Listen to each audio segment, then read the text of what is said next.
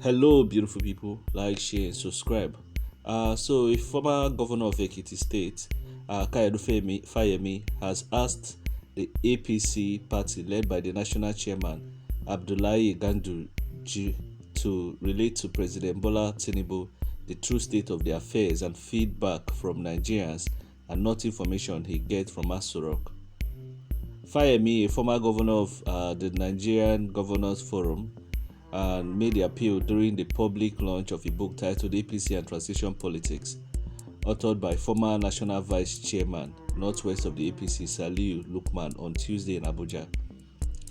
The event attracted prominent leaders of the APC, including Ganju, a former APC National Chairman, Adams Oshomole, and Chief BC Akande, representative of former Vice President Professor Yemi Osinbajo, and that of the Speaker of the House of Rep, Tajud Abbas, National Working Committee members, and many others. Many Nigerians lamented some of the policies introduced by TINUBU administration, including the removal of the fuel subsidy, which has caused more hardship, hunger, and pains in the land. Fayemi said, "I am happy that our chairman is here. This is the party that should not be a spectator in policy making. The party should be the one to project the manifesto of the party. The party should be the one to tell Mr. President that this is the feedback from the communities and constituencies out there, and now what he's hearing in the villa where he's locked up." Anyway, that's just an excerpt of the news. So let me also give you my own view. So basically, what Fayemi, former chairman of the Nigerian Governors, is telling the APC guys that they should listen to the grassroots. You understand? They should tell the president the truth and not all these stories and imaginative tales. From what I heard, most times when they are in the presidency, they don't actually listen to what is happening on ground. What advisors will continue telling them is opposition that is just fighting you, that you're doing the right work.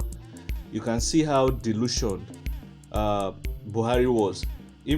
Even when his policies and everything he did failed, Buhari today will still be telling you that he did well. I'm sure if you have listened to Buhari's recent interviews, you will see the nonsense he always says.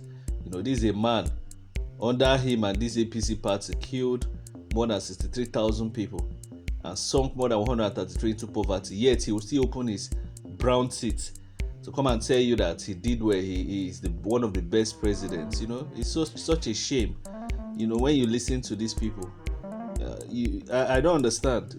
Because he didn't listen to the grassroots. For me, I've said it, if I'm president, I will have my own party advisors, and I also have young people that will analyze information from news, blogs, and video interviews of people on the street, and to get an accurate representation of what is happening in Nigeria, and not my party members telling me, "Oh, everything is good. Oh, it's just the opposition fighting you." You understand? It's crazy, So let me read one of the comments. This one said, this was by Omowum. He said, "The president is one of us, because before his present opportunity, he understood Nigerians are not smiling and bleeding in comfort of poverty. Therefore, he should fulfill his campaign promises, nothing more." This one is still a dreamer. This is still a dreamer. You understand? Then Adewale Oyabede said, "He's the president of those who don't use social media, but NTA and Radio Nigeria." You understand? So, but that's just the simple truth. I don't know. You see, the president actually doesn't need to come on the street to ask him questions. You understand what I'm saying? Like I've said, that's why data is important. They should analyze data from the northeast, northwest, ask farmers. There are some Nigerian YouTubers that have gone around Nigeria. I've watched the video. A Nigerian YouTuber went, I think, to Middle Belt region, and he went to a place where they do tomato farming, and he was asking them, "What is your major problem?" From what I heard, that's what I'm saying. Those are the people you need to go. From what I heard, they said fertilizer and lack of storage facility. So, what does it cost the government to create distribution centers, especially in those farm areas where people farm a lot?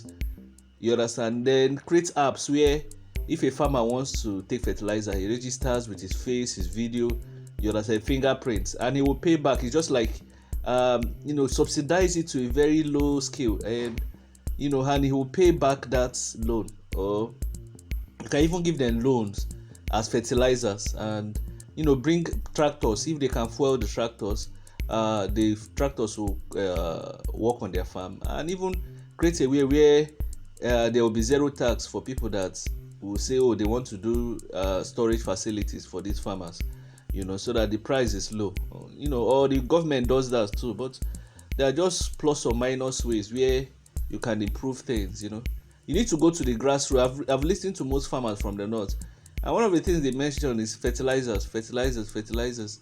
And if you also want to, let's assume for agricultural aspects, if you want to do the farming in north, you don't have to do it only in the north. You have to do it in all regions, so that if one region is having problem, the other regions will supplement. All regions in Nigeria are fertile, and all regions can do this and set up scientific facilities where proper research can be done. Everybody face your own region, to improve the crops in your region and the traditional crops.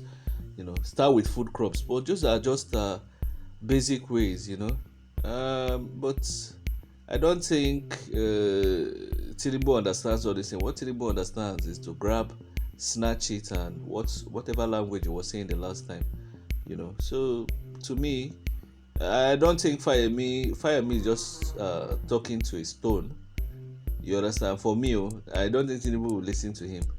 TINUBU is busy doing state capture and all those things. That's what he's good at.